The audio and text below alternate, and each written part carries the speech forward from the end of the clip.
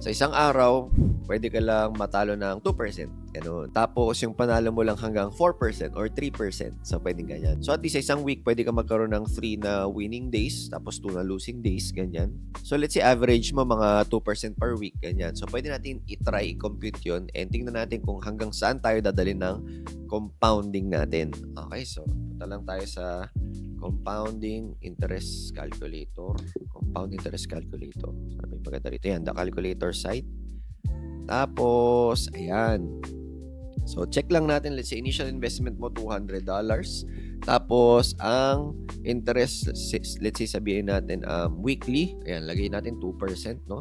Okay, so, syempre, hindi naman laging 2%. Minsan negative, minsan 1, minsan mas mataas sa 2. So, let's say, let's say, average na lang is 2%. And then, ayan, let's say, monthly na 12-year. And let's say, ayan, 5 years, di ba? Tapos, deposit amount monthly, lagay lang tayo ng, let's say, $40.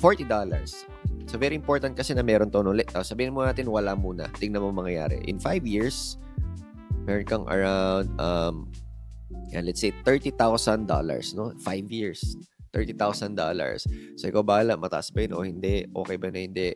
And again, hindi naman laging 2% yung yung win natin. So let's say maglagay tayo ng $40 monthly. Tingnan mo yung difference from $29,000 magiging $96,000. So very important din talaga na nagdadagdag ka sa capital mo. So mahirap pa yun. Pwedeng mahirap, pwedeng hindi. Pero kailangan mo talaga gawin. Yun talaga yung kailangan na sacrifice para sa long term natin. Di ba nga sabi nila, pag nag-sacrifice tayo ngayon, para naman yan sa future natin. So, depende ano ba yung gusto mo. Yung kanina ba, $29,000 or yung meron kang at least $40 monthly na lalagay, tapos maging $96,000. So, very malayo talaga yung difference.